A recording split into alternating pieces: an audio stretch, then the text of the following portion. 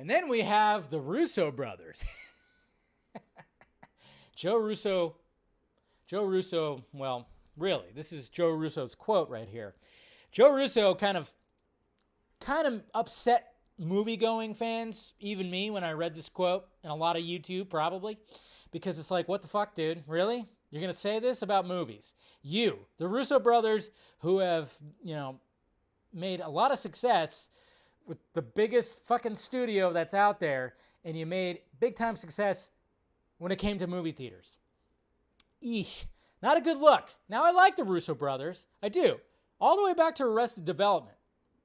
Great series. You haven't watched Arrested Development? Watch it. It's good. They're good at ensemble casts and comedy when it comes to all that. Okay?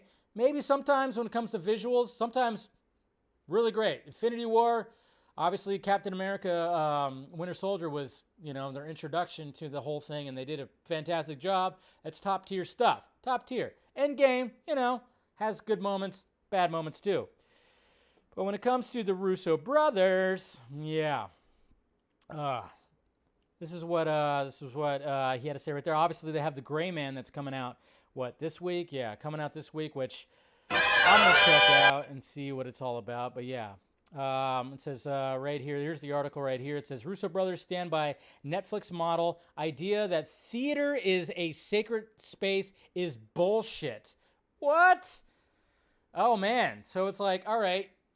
Before, when you were, you had a job over at Marvel Studios, you were like, oh yeah, movie theaters, let's do this. Now you're on Netflix. Now you're under Netflix's, like, you're getting a paycheck from Netflix. Now you're going to say some shit like this. Not good. Not good, Russos. Not good. We're in a crisis now because everyone's at war with each other, Joe Russo told Hollywood Reporter, the Gray Man, talking about the Gray Man and blah, blah, blah, blah, blah. And then he goes, it's sad to see, as guys who grew up loving film, a thing to remember, too, is it's an elitist notion to be able to go to the theater. An elitist notion? What the fuck? Maybe this is Taika Waititi talking right here. It's very fucking expensive. So this idea that was created, that we hang on to, that the theater is a sacred space, is bullshit. And it rejects the idea of allowing everyone in under the tent. And then he continued by saying, where digital distribution is valuable, other than what I said earlier about how it pushed diversity, is the people can share accounts.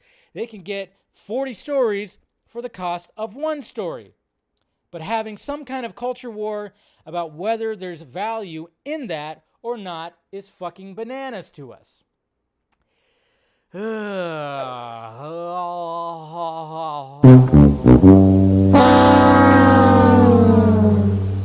price is not right for you. Jesus Christ.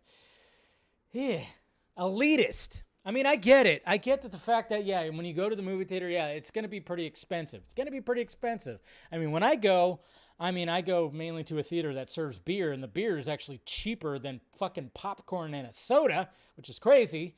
Any kind of food there, but I'm like, why you even try to eat any of the food that's provided at a movie theater? It's not really top quality, and you're spending way more to it. I get that it can be a pretty expensive venture, I guess you could say, if you're going to go out. But at the same time, it is sacred. It is fucking sacred. There's something about sitting in a seat with a bunch of people that you don't know. The lights go down. I don't know. It's just something that's all of us know. We all know this. When we were kids, the first time you went to a movie theater, how crazy it was. And it's an experience. I mean, say this shit to Tom Cruise. I would dare Joe Russo to say that exact same line to Tom Cruise and see what happens. Okay? I mean, Tom Cruise will be, wearing his big boy boots and probably maybe be, eye to eye. But, I'm just saying. Say that to Tom Cruise. Say that to Quentin Tarantino. I don't think they'd say that to Christopher Nolan. Yeesh. Elitist. I just like the fact that he used the word elitist and everything. But let's face it, though. Look what's happening right now when it comes to, look at the movies out there with Top Gun Maverick, with Elvis, which, I mean, if you just take away the Marvel movies that are out there, I mean, even Doctor Strange and the Multiverse of Madness, I mean, it exceeded $900 million. Still did very well, even though it had kind of like a mixed bag review. Thor: Love and Thunder, don't think it's going to actually do as well. I think it's going to just, it's just going to it's not going to have legs, for damn sure. Multiverse of Madness had maybe a tiny bit of legs, but you're looking at stuff like that, and I'm really hoping that Jordan Peele's Nope shows, too, that, hey, people want to go out and see something original, see something that's not like this, something that has a little bit more depth to it, like a filmmaker that is just like, hey, let's do this. But it just seems like, to me, like the Russos were kind of just going, hey, we're now being paid by Netflix, so we have to promote the fact that you wouldn't hear Zack Snyder say this, though. Even though he's also being paid, he's also working for Netflix. I don't think Zack he's all about the movie-going experience, too. That's the thing. So you would not hear him say that. So it's just like, when this was roaming around, a lot of people were not too happy when it came to Joe Russo. And I'm actually surprised that they didn't release like a statement going, hey, well, what we really meant. No, nothing happened. That's just the way it is. But, man, I tell you what. It's all crazy. Russos are like the chameleon boyfriend. Just changes his hobbies and likes depending. Yeah, exactly.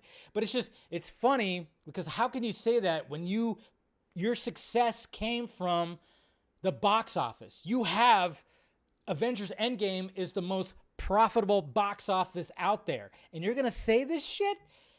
Not a good look, buddy. Not a good look.